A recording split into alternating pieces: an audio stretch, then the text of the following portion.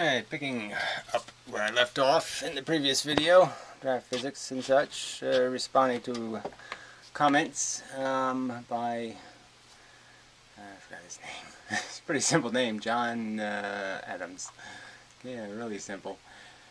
Names, just not a great thing for me, names.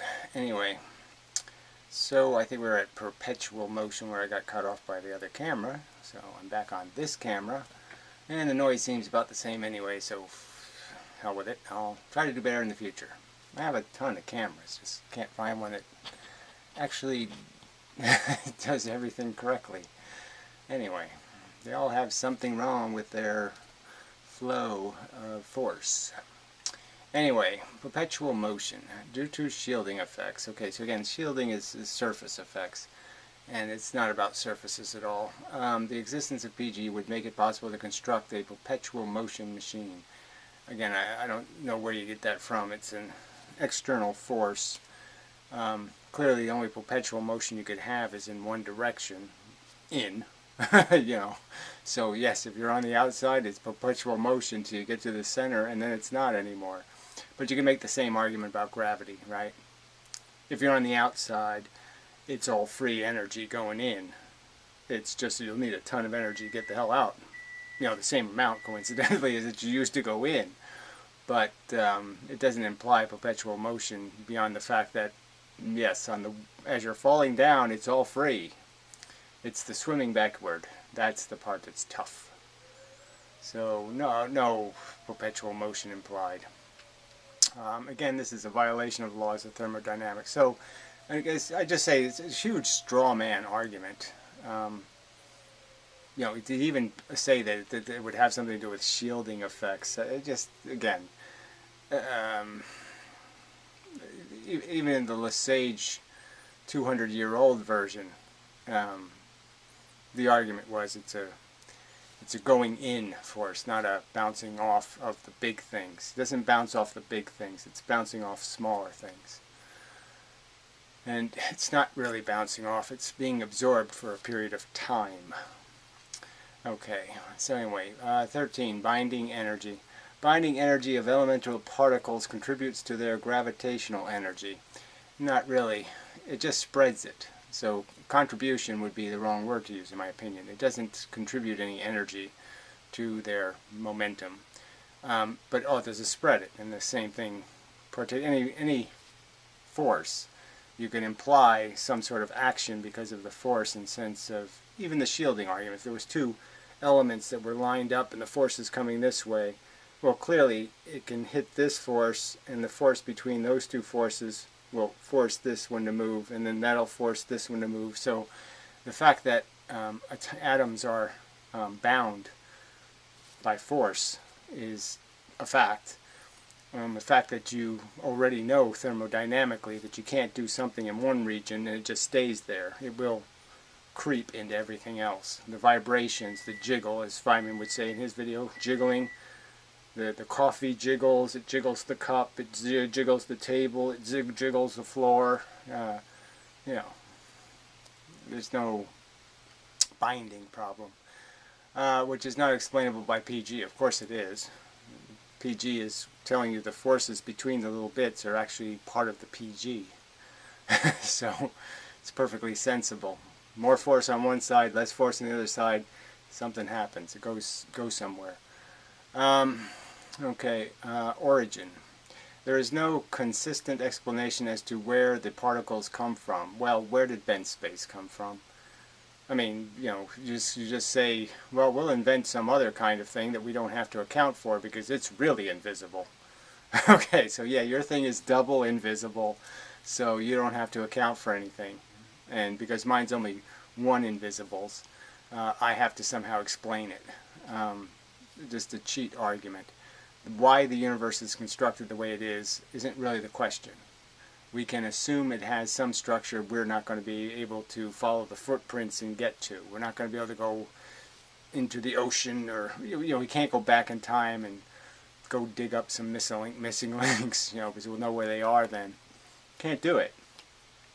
So there's going to be some things that will just be left probably unanswerable, but we can surmise a mechanism. And clearly, whether the Big Bang exploded and, as I stated, there's heavier bits further out in the universe that the energy is bouncing off of, or whatever the explanation is, there is a force, and there is bent space. So let's for the sake of argument, because both of our arguments depend on the existence of something, let's both say, okay, we're not going to pick on each other because we don't have an inventor. Let's just pick on the inventions. And I'm saying the particle gravity invention is a much better invention to getting to the truth quicker and faster. It's a straighter line to a mechanism that explains all of the functions in the universe. Okay. Come from why their flux never varies. Yeah, well, again, it's happens over billions and billions of years, so we don't know how much it varies. It might be varying right now. It might be slowly declining. The whole thing might go a heat death. I don't know. Do you know? No, I don't think you do. Why the field is perfectly isotropic. Well, I'll say again, I mean, the fact that it's balanced seems, unless you have an explanation for the unbalancing mechanism, balance seems like the rational default. So I think we should both be able to agree that whatever the universe is, it's probably symmetric. It isn't if it's a wheel, it's probably a round one, not egg-shaped. Or why the total energy never decreases even if the universe is expanding. Again, the total energy never decreases. How do we know that? We can't. There's no way to you can give me the argument that we know what it was doing 2 billion years ago or what it's going to be doing 10 billion years from now. And we see things in the universe very far away that we don't see in the close-up universe, indicating that those two universes might have been a bit different. And certainly the conventional theory, the modern popular theory, has all kinds of mechanisms built into it that are thermodynamically impossible and all kinds of things. Where did the mega expansion come from? Where did that energy come from? You don't have to account for it. Bent space did it. So this is, in my opinion, the kind of argument where you're going to get hoisted on your own petard. This is people in glass houses shouldn't be throwing stones. If you're going to use these kind of arguments to negate a philosophy or a theory, then you have to negate your own. Okay. Mathematics. The mathematics of PG are not self-consistent. Well, that's just nonsense. The whole reason why PG, or particle gravity, was talked about as Mach gravity was because the mathematics worked out very, very well if you limited the equation to gravity alone and didn't pay attention to micro thermodynamic problems. And do not produce correct results. Well, I'd say prove that. They wouldn't have never called it Mach gravity if it wasn't a mathematical aid. It's certainly mathematically more sensible than bent space as a model. Bent space is a nonsense model because it obviously can't be bent space in 3 dimensions. So you have to go with some other warp or some other definition. And it ends up being a convergence, which is the word you all seem to be running away from. And you have to explain where's it converge to. Where's it go? You're the one with the perpetual motion machine, in the sense that you're completely sucking energy out of the center of gravity of objects, and somewhere in the universe you're pumping it back in again. Your bent space seems to be perpetual. Again, glass house argument. You have plenty of mathematical problems. I will argue the invention of dark matter is an example of your mathematical problem. So an invention to glue together mathematics that doesn't work. 16. Frame of reference. Well, this is useless. PG would create an absolute frame of reference. Yes, that's correct. It would. Which means that the theory of relativity must be false. Yes, it's pretty much just jibber-jabber. Perception is nonsense. Anybody talking in terms of perception ain't getting it. The universe does something. And it ain't about what you're perceiving because you're time dilated or you're warped or you're busy or you're distracted or your frame rate is fucked up. It's not about that. It's about what do the physical things do. And I would argue that the theory of relativity has nothing to do with what actual physical things are doing. So it is just a nonsense theory. And the net forces would cancel out. Well, there's no net forces. Oh, sorry, we're back on frames. Which means that the theory of relativity must be false. This is in contradiction to experiment and observation. No, it isn't. What part of the theory of relativity am I claiming is false? Oh, that's right, not the time dilation part, in the sense that not the time retardation that's caused by velocity. It's not caused by general relativity. It's not caused by a convergence. Well, it's caused by a convergence, but it's caused by velocity explicitly. It's a symptom of velocity. If matter has velocity, it's multitasking. Therefore, the matter is changed. The structure of the matter is different. A baseball moving 50 miles an hour is different than a baseball not moving that extra 50 miles an hour. Period. End of sentence. Paragraph. Moving on. Okay. Large-scale structure. Yeah, that sounds like a mush. Due to the necessary isotropy of the PG medium. So again, we're saying at the necessary balance of the medium, the field. So the, what he called before, the flux. So we just keep changing the name of the what the stuff is. So it's medium, it's field, it's flux. Fine. Just saying it's a little gameplay. But anyway, over very large distances. Okay, so why would it change? Due to the necessary. Okay, so he's saying it's consistent over very large distances. Yes, that's exactly true. The net forces would cancel out. Again, how so? The whole argument is that the effects are always local. If I push my hand this way, the conservation law is something went that way. And the something that went that way is still in this local field. And so probability says I might encounter this, okay? Because this is in this local field still. And it might come back to haunt me, so to speak. But yes, some of the effects stay very local. Now, there's photons hitting us from 13 billion years away. Now, obviously that force has gotten very far away from the thing that produced it. But obviously also what's happened is the thing that produced it in the other directions too. So technically not much of an imbalance because it lost just as many photons going that way as it lost going this way. So not too meaningful.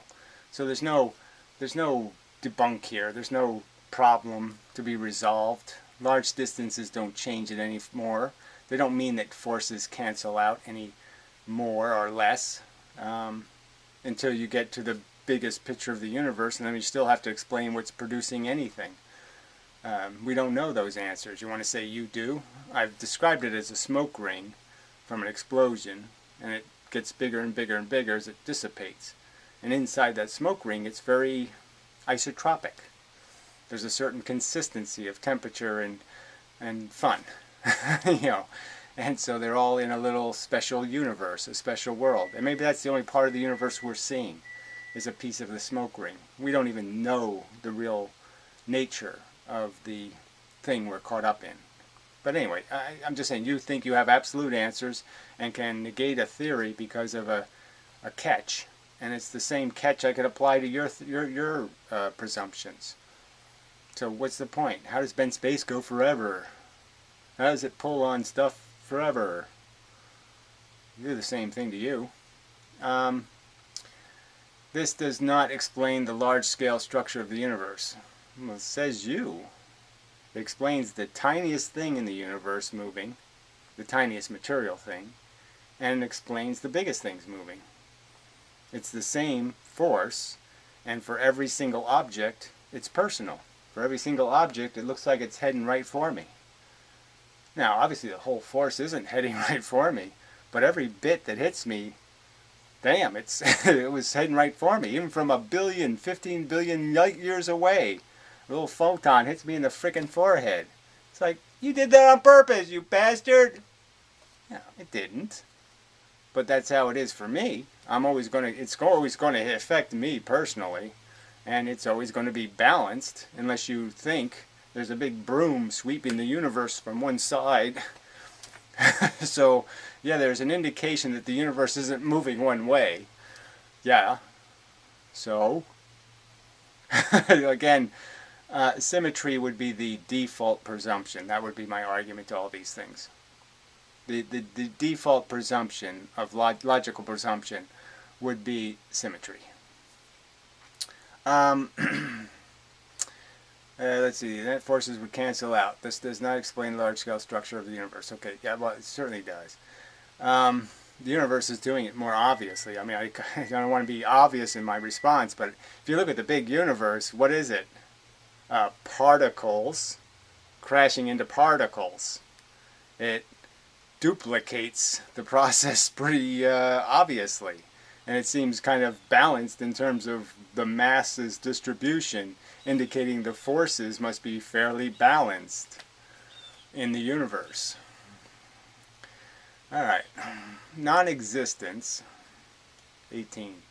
I don't know what that could possibly mean. No flux field, so now it's a, it was a medium a minute ago, now it's the flux field again. Our particle stream, as needed by PG. So if I start this sentence with no bent space field or, convergent stream of energy is needed by PG, as needed by bent space, has ever been observed by experiment or observation. Yes, bent space has never been observed. Never been able to bump into one, never been able to find one.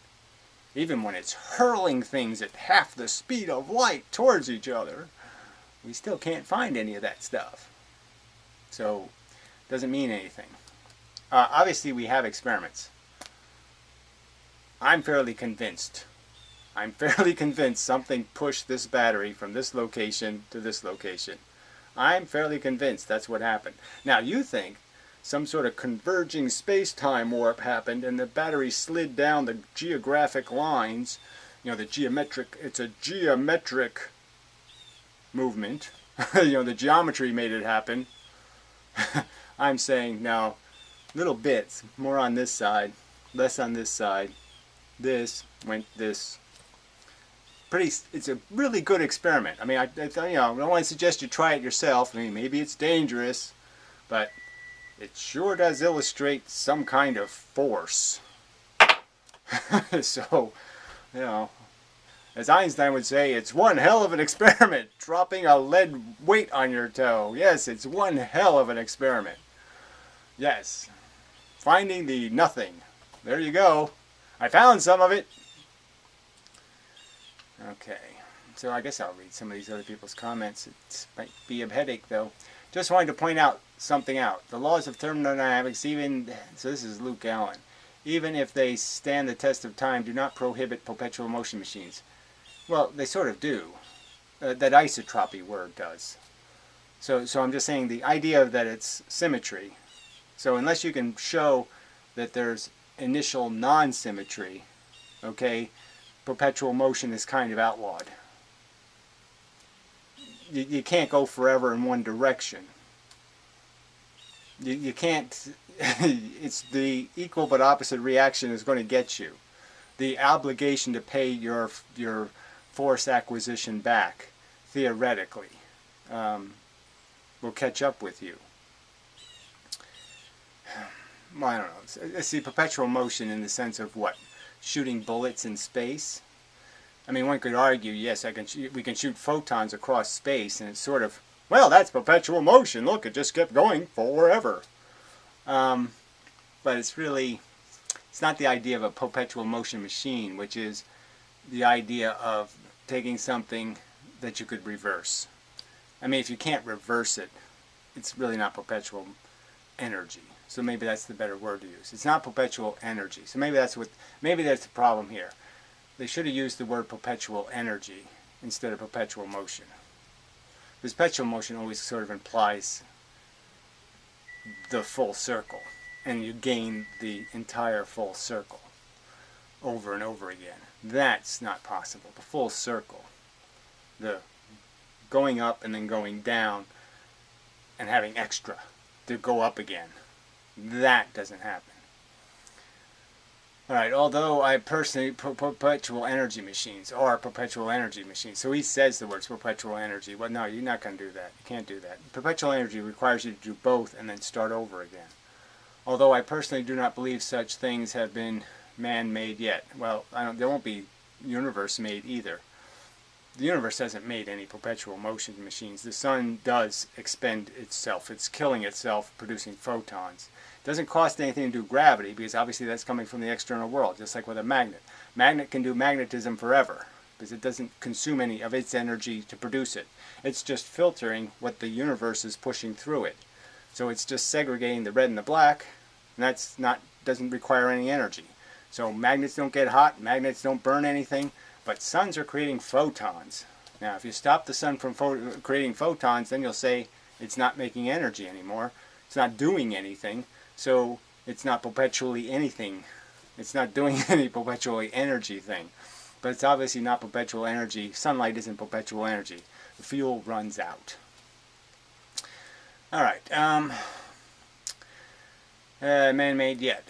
I see stars themselves as perpetual as just about anything can get. Well, I mean, I'm sorry, we watch them live and die. So they're clearly not perpetual. They consume their energetic state. They expel their extra, the stored energy, and that's the end of them. Then they have to build it up again. They're batteries. They release what they've gained. Eventually they will lose their structure, but that's over billions of years potentially, so that is perpetual enough for me. Well, again, it's not perpetual enough for science, so that's sort of a bogus argument. Science doesn't really give a shit about when you get tired. Oh, I'm tired of looking, it's too far away. No, you can't do that. Scientists can't do that shit. In the closed system, thermodynamics says matter energy is not created or destroyed. Fine, there is no reason that the universe is a closed finite system. Well, there's reason to think it is. I mean, there's logically no reason to, like I said, the symmetry argument just comes up. It's like you just figure it has to bubble up. It has to do something. It can't do something in some uneven way. It can't just make a broom and then start sweeping. So that doesn't seem logical. It is just as likely. See, I'm saying it's not just as likely. I'm saying you can think of lots of mechanisms that have symmetry. You can't think of too many mechanisms that don't end up to being invisible men or gods or some kind of just bullshit you made up. It is just as likely, or even more likely, that the universe is infinite in volume and substance. Well, this infinite word is messy all over the place, but whatever. Containing infinite matter, infinite energy, spread out more and more volume. Like I said, you can play with the word all you want. I'm saying it's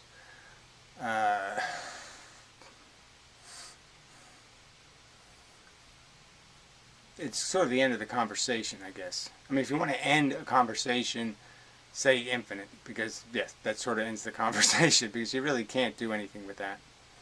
I mean, it's okay if you want to believe it. I'm just saying it's not, obviously it doesn't make any difference. There's actions and properties and events that we can observe, and they're clearly explainable as local, and you don't have to have an infinite universe for you to understand the local events. Alright, well anyway, so I won't bother with it. Positive amount of infinite place, but theoretically possible due to thermodynamic laws. So again, your statement that it's just as likely, I would argue, isn't through processes of reasoning. I'm just saying I think you can reason a lot more scenarios where symmetry is involved than a lack of symmetry. This is all derived from the fact that if the universe is finite, it would be inside a larger context of non-existence, which is a paradox. Well, says you. There's only a paradox about non-existence is because you try to make it into a something. You try to turn nothing into something, and then you say, gee, that doesn't work. Well, no, it won't work. That's right. You can't make nothing into something. So if you try to put nothing in a container, you're going to be in big trouble because nothing can't be in a container. Which is a paradox, as non-existence should not exist, nor should a complex thing like the boundary or container of the universe. Well, I'm just saying the empty space between a proton and a neutron is empty space. You don't want to believe so? Fine. You don't think it's empty space between two atoms, fine. You don't want to believe it's empty space between me and the camera except for a stupid atmosphere and I could pump that out, fine. You don't believe it's empty space in space between planet and the moon, fine. I'm just saying, yes, the empty exists and the something exists. So the nothing and the something are coexisting right now, and that's enough of a start. Let's just accept that. There's nothing and there's something. And where physics is the obligations of physicists is to truly and accurately describe what the somethings are doing. That really exists, and there is no known boundary. Why overwhelmingly assume there is one? Well, I don't think anyone's assuming that for this argument. His argument was symmetry would be the default. So he agrees with me in the sense that perpetual motion would require directionality as the default, and there's no reason to assume that, in my opinion. Alright, perpetual motion machines do in fact violate the laws of thermodynamics. This is John Adams. I suggest you do even rudimentary research on the topic before speaking. Well, that's kind of rude, John. I mean, this is, everybody's rude, so it doesn't, doesn't really matter.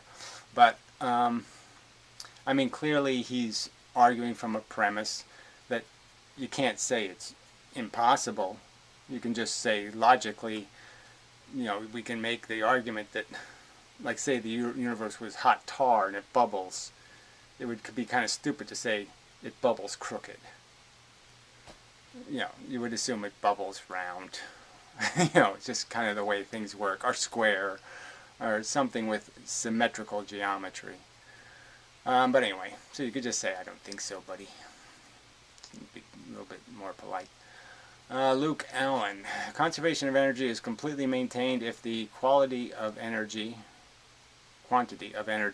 in the universe is infinite, due to the universe itself being infinite in volume. Here we go again. Substance and force. This does not violate the first law of thermodynamics and allows for the possibility in theory of a perpetual motion or perpetual energy machine. If you could suck energy into a finite location in the universe, drawing from all directions. Well, again, go ahead. I mean, you want to say the first thing created by the universe was a vacuum cleaner. I'm saying the odds are no. The first thing created was a straight line. Yeah. That had the same amount of line on each side. That's what I would argue. It started with something that ends up with symmetry. Richard Feynman died in 1988. Oh yeah, and he said the thing was from 1995.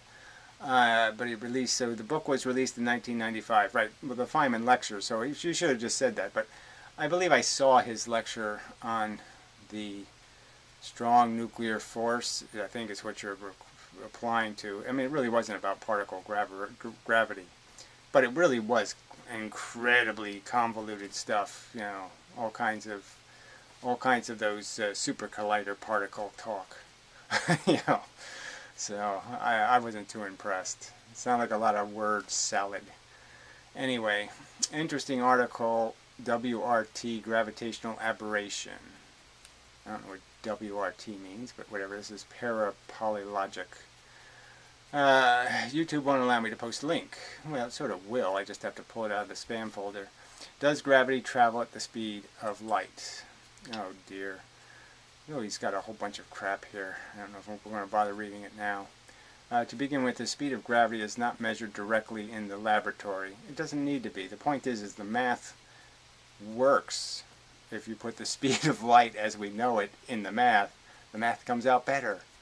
And the more off the speed of light you put in, the less good the math comes out. So it's sort of an indication that gravity's moving the speed of light. But I mean, there's paragraph after paragraph after paragraph. So, I'm going to have to waste a lot of time to read all that crap. Are these future prospects for a direct measurement of the speed of gravity? One possibility involves detection of gravitational waves from supernova. Well, again, this whole idea that you can detect gravitational waves is gravity. Whether gravity even waves or not is irrelevant. The fact that you can make a frequency of gravity is silly. But all you can have is strong or weak gravity. And at those distances, you don't stand a chance. The detection of gravitational radiation in the same time frame as the neutrino burst. So again, this is all based on particle physics, you know, in the sense of collider speculation, followed by a later visual identification of a supernova, would be considered strong experimental evidence for the speed of gravity being equal to the speed of light. Again, I think we could do experiments like that now. You know, they did that experiment where they put a rocket on the moon. You know, they blew up a hunk of the moon to see how much water vapor was in the moon. So theoretically, since it takes a second for it to travel, we could assume that they could do the test with the LIGOS machine, should be able to detect the explosion on the moon, and then you'd know if it was the same as the speed of the light getting to us. So I just, if you think this is important, fine. I think it's really unimportant. The vague notions of the evidence indicate that if gravity had some other speed, we would notice it if it did, because a lot of this math wouldn't be working. So I'm just saying, you think it's a problem, okay. I think we can with some confidence say all the forces move at the same speed. However, unless a very nearby supernova occurs soon, it will be some time before gravitational wave detectors are expected to be sensitive enough to perform such a test. Well, again, you can make the test more local. The book was, you know, maybe a comet hitting, you know, Saturn or something. The book was released in, okay, I did that. Superior Mind, Luke Allen. Oh, Superior Mind's always... yes, the lasting supply of energy would grant ongoing motion. Well, whatever that means. But yes, it would. If you had a crooked universe, then you got a crooked universe. But it's not really perpetual energy. Not in the logic sense of it. You know, making the circle keep circling. If you box in the definition of push gravity with misrepresentations and unasserted accusations and unassociated assertions like this, sure, you can contrive numerous ways to make gravity not work. Likewise, I could do the same thing to bent space, and it would be a bogus way to argue, because I would have to not explain the same things I'm attacking somebody else for, which is bogus. In fact, most of the points do not pertain to the model in any way that I'm aware of. The alternative is that nothing, space, distorts the presence of matter without any mechanism. Right, so you don't have to account for anything, because you just say the Invisible Man does it. So, you know, he can do anything. No matter what you see as evidence, you can just say, well, that's one of the Invisible Man's tricks. That's one of his tricks. That's what he always does. He always walks on the ceiling. He's the Invisible Man, right? He can have ladders, he can have all kinds of, all his tools are invisible too. You know. So yeah, once you use the Invisible Man, you just give the Invisible Man all kinds of, you give him a tool belt that's invisible. You can do all kinds of things, which is no better than saying it's magical. It's God. Yes, that's why it's just a God of the Gap answer. Don't question it. And it's also, and just remember, it's a God of the Gap answer that eliminates the biggest source of energy in the universe, essentially. It's not called energy, it's not a force. And if you kept it in the universe, you could explain all the other forces, the nuclear forces, including magnetism. So if you keep it in the universe, it explains all the other shit. If you take it out of the universe, yeah, you're stuck having to use virtual photons to explain magnetism and the nuclear forces. Okay, making it something. Let's see. Mechanism, which is no better than, okay, God, don't question it. Nothing can have properties, making it something. With respect to draft science model, I've seen similar concepts, oh, good, demonstrated by simulation and working perfectly. It's simply a consequence of volumetric interaction in a system of kinetic, directive, polarity equilibrium. Nothing like classical particles, which can only exist as a consequence of that equilibrium. I could compare this flawed analysis to someone stating buildings are made of parts called bricks which don't flow, therefore water is not made of parts. Well, it's more like buildings are made of bricks, and but bricks don't know how to make a building or something like that. Yeah, you see, because the parts are not bricks. The points read like a denial of the existence of photon force through straw man, i.e. the photon cancel each other out. No, anyway, close enough. Superior mind. So then some guy who I really don't, he's just obviously a pompous jerk. Who doesn't argue any detail, so I'm sure there won't be any detail in this comment. He has some other comments I haven't gotten to yet. Superior mind, I'm afraid you missed the boat on this one. The point of John Adams' post is that any particle which fulfills the requirements of PG, so he's just going to repeat what the guy said, would necessarily not follow the known laws of physics, including most fundamental laws like the laws of thermodynamics.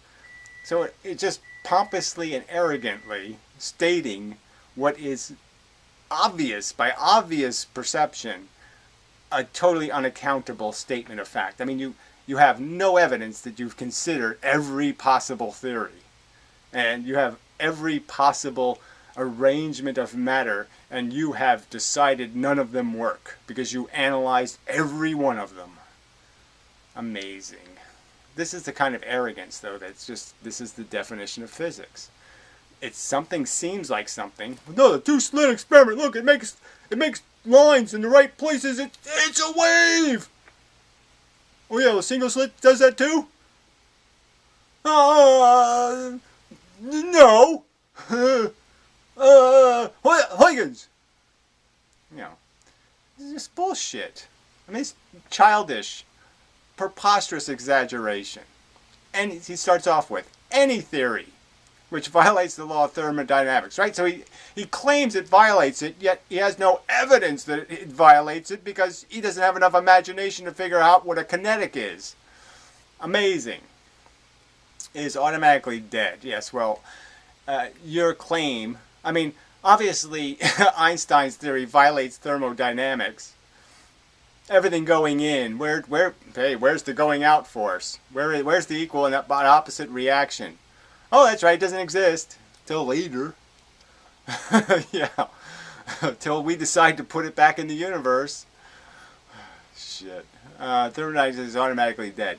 Can anyone just say there's this particle, this non-classical particle that doesn't have to follow the laws? So again, he just keeps repeating the same thing. When it doesn't violate the laws of thermodynamics at all. You haven't proven that. You haven't demonstrated. Not a single reference. Fuck you. Hardy har har har. Yeah, fuck you. Excuse my French, but this is just tripe from a fucking pompous asshole. Overstatement. What are you, a religious kook?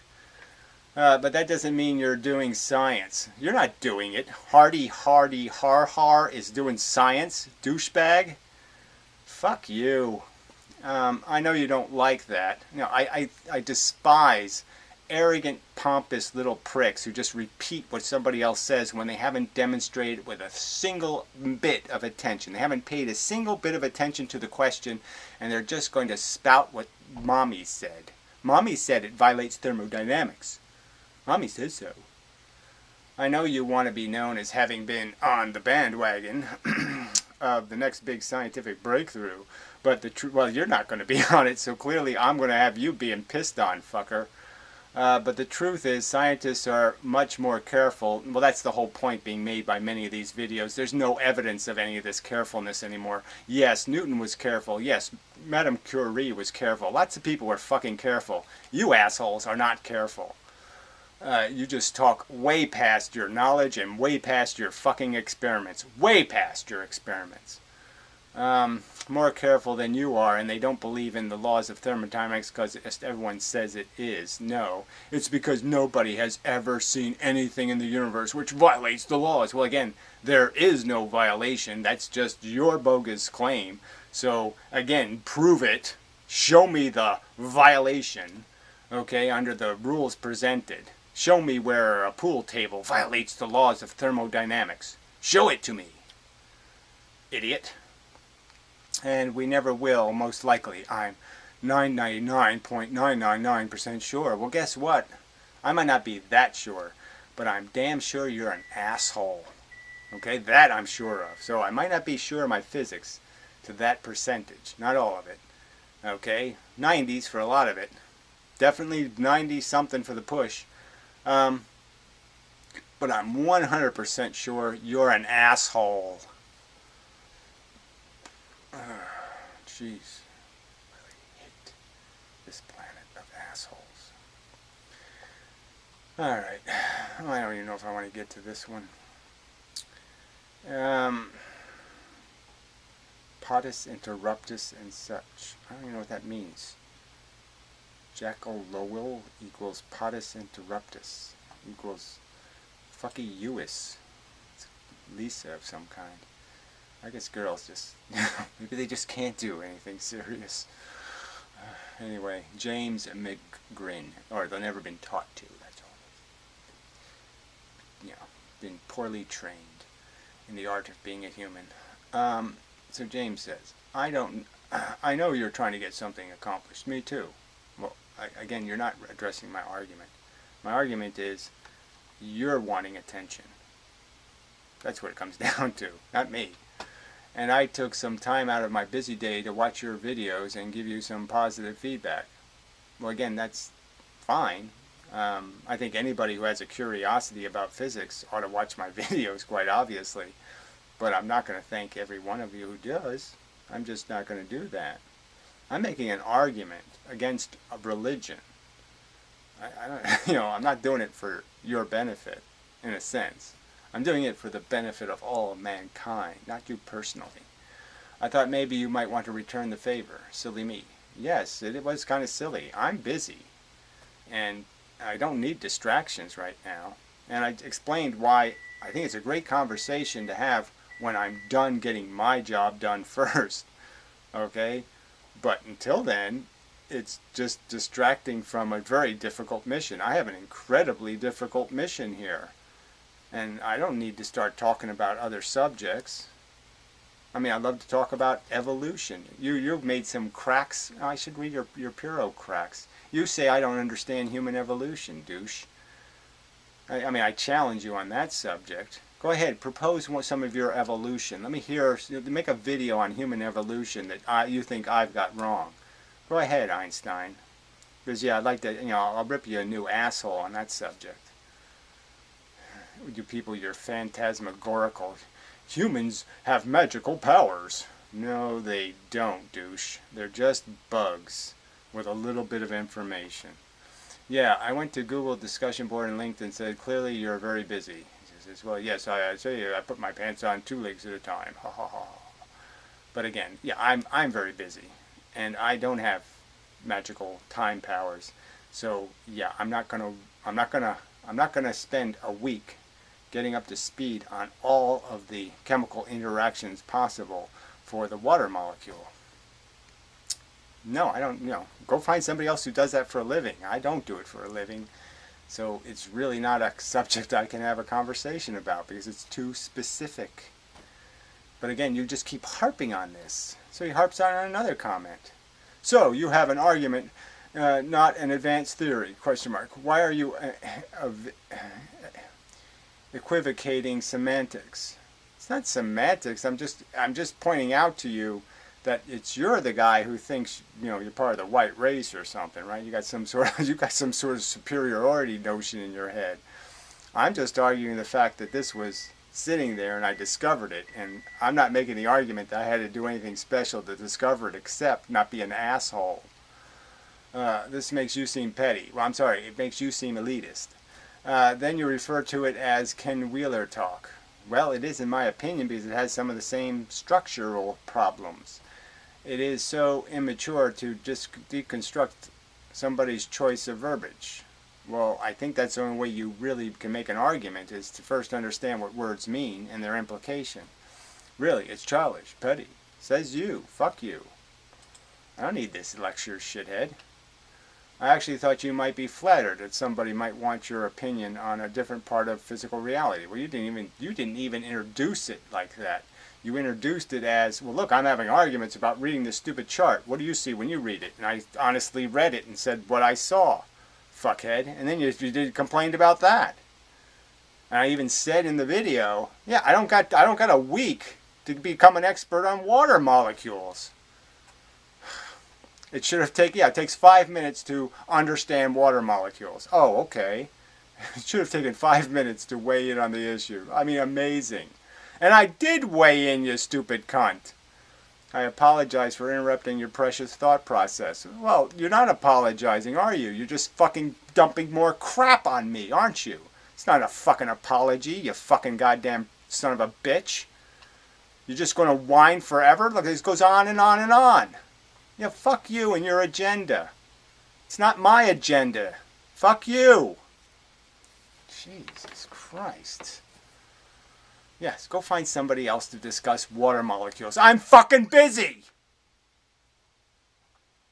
Damn. I can't believe, I'm just, I'll go to the Tornado Guy's website and I'll talk about my physics particle theory. Yeah, that's what I'll do. No, that would be stupid. Okay. So, let's see. We'll do a couple of these sin who, whatever, douchebag comments. Sorry, I didn't mean for this. Sorry, John. Didn't mean to pollute your relatively reasoned arguments with these balls of puke. Shaolin.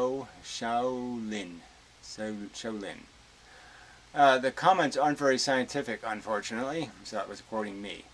I wonder why a YouTube comics section isn't very scientific. Well, the point is that if there were some people, like John Adams, who care about physics and care about stuff being said right and appropriate and, countering people who are talking shit, that's what they would do. They would make counter arguments relevant on the subject. But that's not what takes place. Shitheads like you show up and talk crap. Yeah. This sounds like a rhetorical tactic on your part. Oh yes, it's a rhetorical tactic to say, gee, this is the best you got? Shit talk? My mommy says so. You're violating thermodynamics. Mommy says so. Yeah, great argument.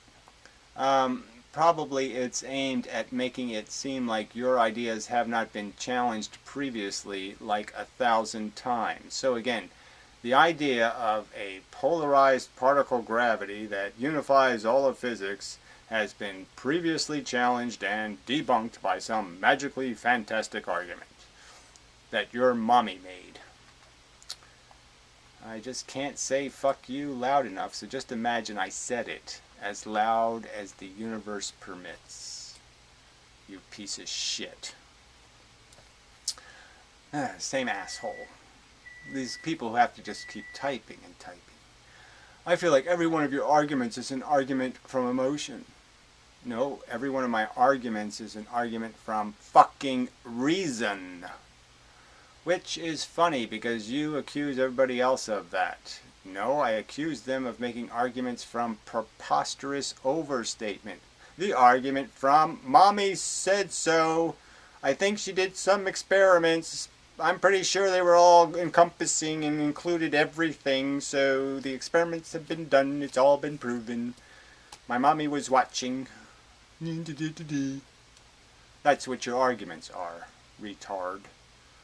For example, the only reason you think evolution is true... Oh, crap, he was right. He's a fairy taleist. Is because God is a fairy tale, that's right. But you must realize this is an invalid argument. I must do that. Why must I do that? Because your mommy says so.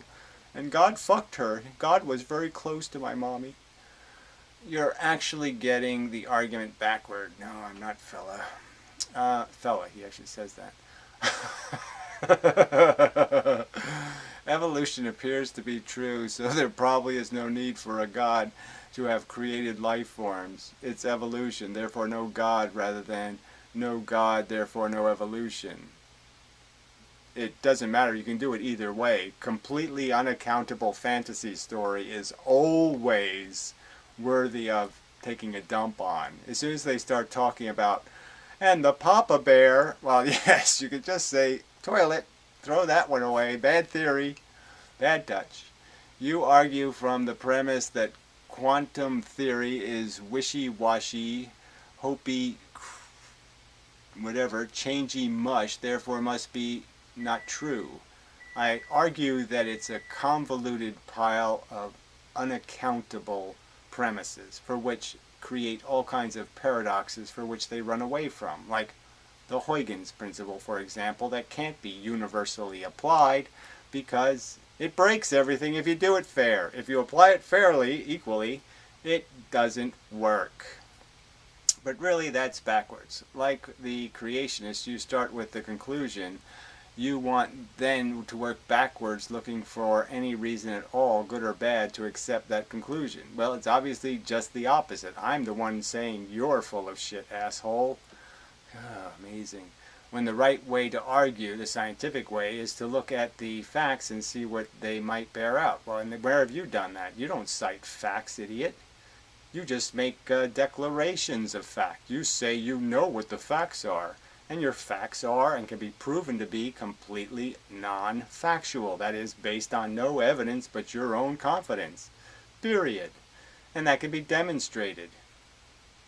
It can be demonstrated by me saying, citation please, and then I'll go completely destroy your weak and silly evidence. And I know you're going to read this comment on the air and mock me. No, I'm going to hate you. I'm going to despise you. You're a putrid piece of shit to talk this kind of crap to any other human being. Yes, you're incredibly disrespectful. You're incredibly rude. You're incredibly ignorant. You're incredibly obnoxious. You're a fucking goddamn menace to anything called a civilization because you don't know how to control your temperament, asshole. You're an arrogant little prick. Or arrogant skanky cunt, whatever one you prefer. The fact that I'm probably a troll, you are, by definition, by category, by the fact that you have all the properties of an arrogant prick. And I also, little prick. And I also know what you'll say. But what evidence am I, the great Gary, who puts this in italics for some dumb reason, whose intuition, so again he calls it intuition, right? You spend 7 years watching a ton of physics lectures to try to understand the physical mechanics, and then you develop a theory consistent with the physical mechanics, laws, rules, mathematics, and they call that intuition. Amazingly stupid. My only intuition was to know that some silly Copenhagen or many worlds interpretation of the two-slit experiment had to be the silliest goddamn pile of contrived crap I ever heard in my fucking life. It is so fucking dumb. The simplest particle in the universe has radar. Yeah, I'd say fuck you, that's idiotic. And doesn't need to be checked by scientific observation. What facts am I ignoring? You're ignoring the fact that, go ahead, explain to me how the single slit creates two waves. Go ahead and explain that to me again. Tell me. And it doesn't create four slits in the double slit experiment, where the math doesn't even include the width of the slits, by the way. Well, that's exactly what you would say, isn't it? That's kind of the point. Well, that's not exactly what I said. What I said is, put up, asshole, or shut the fuck up. But really, I think you do know very well that evidence I think you do know very well what evidence it is that you're ignoring. What evidence is that? So, I mean, I can sit here right to overtly to the audience faces and say, please, please, please, will somebody show me the fucking evidence I'm ignoring? Show it. Show me the evidence that the photon doesn't have to go faster to go the longer line. Go ahead, show me the evidence. You fucking cunts. You've had it pointed out to you so many times now. Well, again, I'll just say for the record, where is it? Where are you hiding it? Please, let me put it on my front channel page, your big giant piece of evidence. Will you please show me your big huge piece of evidence? Because I say it doesn't exist. I say my evidence of a rock dropping in a pond and creating nice consistent round waves that aren't interfering with themselves pretty much closes the door on your silly lights water wave theory. And so my question to you is, you got to see just a little bit of the creationist in you, right? Well, again, there isn't any. That's just word puke. Doesn't mean a damn thing isn't connected in any way to anything I've ever said. So go ahead and quote something came out of my mouth that fits that description, you little weasel. You little lying piece of shit. They argue from a sort of unwarranted optimism. That's for sure.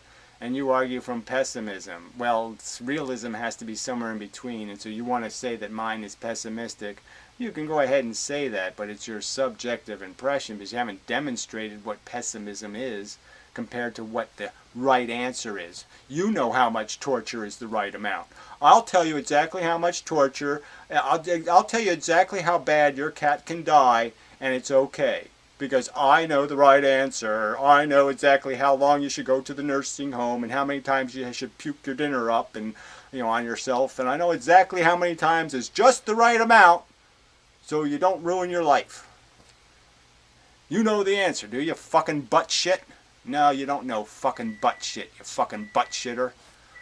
But ultimately both of you, both are fallacious. Yes, you know best. Jackass knows best. Yeah, we'll make a TV show for you. Stinky, skanky butthole knows best. The arrogant little thick weasel knows best. You can have your own TV show about what an arrogant little twat you are and how many rational people said, who the fuck's this little weasel? Bah, delete. Fuck you. You rude little prick. Another comment by the same rude little prick. You know, the university I work at is considering dropping the physics department altogether. Well, what's the university called? Ass wipe you, motherfucking little twit you.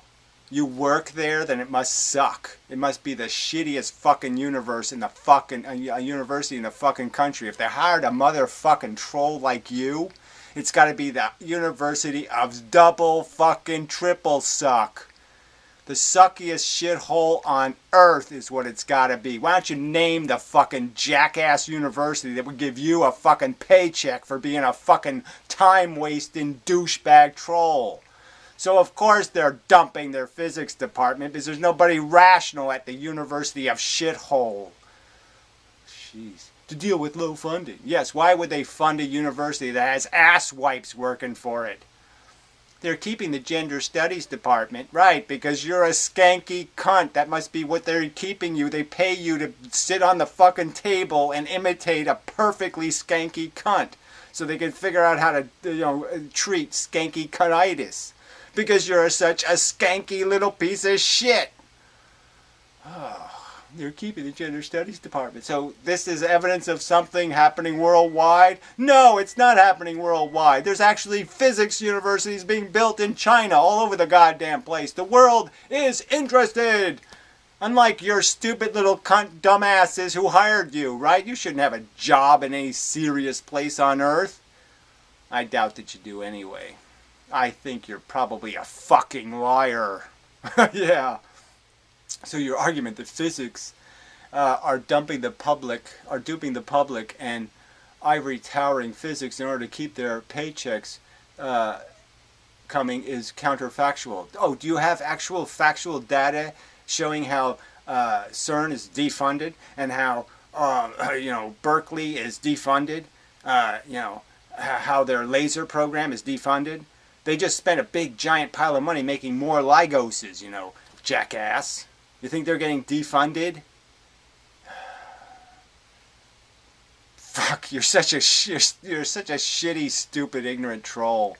So yes, I will block you now. Bye. You smelly little fucking foreskin on an anus. He's anal foreskin. Thought experiment. This is parapelagic. Fuck, I don't like that name. If someone was holding a stick going from the Earth to the Moon, and they pulled the stick, would the person on the moon holding the other end feel it immediately? Well, these kind of thought experiments are grammar school, in a sense. They're just, quite obviously the matter would just crumble. The mass of the stick going to the moon is so heavy that if I poke the stick this way, the stick's just going to crush. It can't push all that matter. So right there you're done. Yes, you can't even make the stick. The stick wouldn't work. You can't do anything. But obviously we already know it's a mass question. You have to move all of the mass. The stick would be incredibly massive. So as soon as you did this, either your fingers would all break or the stick would break. But you wouldn't be able to push it because it's fucking massive. Oh, shit. Yes. A string from us to the moon. Yes, it breaks at the ends. It can't happen. You can't do it. It's a symmetry argument. So bear in mind, Piero's commenters seem only to ridicule, strawman, and provide blank assertions. Yeah, and lie. They lie, too. You gotta put that in there. Lie. Some are cringe-inducing. Yes, because they're so lie-worthy-ish. Ironically, they themselves seem to disagree with established physics, which they mock. I don't even know about that, but they seem insane is what they seem. Psychotically insane. Only because you said it. It's hard. It's a herd mentality which doesn't seem to care about understanding the mechanics of reality. No, it's just an ignorant mentality that wants simple little answers that add up to, I'm really cool. So they want some answer that creates some kind of universe where it's possible to be a completely stupid, ignorant asshole and still be cool. That's what they want. Purely a game for them. No, it's not even a game because they're too stupid to play a game because they can't read rule books. I mean, if they played a game, they'd be running into the wrong goal. They'd be doing all kinds of shit because they got no time for rule books. They got no time to get up to speed on anything. They just want to say, me now, me now, me now. Balloon, balloon, birthday cake. Me, me, me, me, me. That's all they can do. I am very curious. This is banned science, so that's probably another guy. Probably just not gonna. We're not gonna really agree because this. All this, their secret cabal of the secret knowledge. They're hiding underground from the government with all the secret Tesla knowledge. I'm very curious on your theories, Draft Science. I would like to see a video. Well, I've got 400 and something of them on your POV of physics. POV. I don't know what that is, but I'm sure I've already made that video. Especially how you believe Einstein, and I believe, especially how you believe Einstein, and I believe you also stated Tesla to be wrong. You need more commas in there. Amongst other scientists. Well, Tesla was just an asshole, and Einstein was creative, but wrong.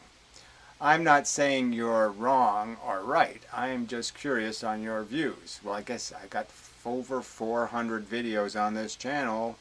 Some of them are titled, I got a forum. I'll put the forum link in the video. It's got some overview links and such, but I believe you said something along the lines of polarization. Oh yeah, no, I only said it in almost every one of the videos. Why don't you go look at some of the other videos? Maybe the ones with polarization in the title. Is the key to your theories. Please specify. Oh, just for you personally now. Okay. If you don't mind. Well, of course I do sort of mind because, yes, I do have a bigger picture agenda that has more to do with than talk to people who don't want to bother watching the videos.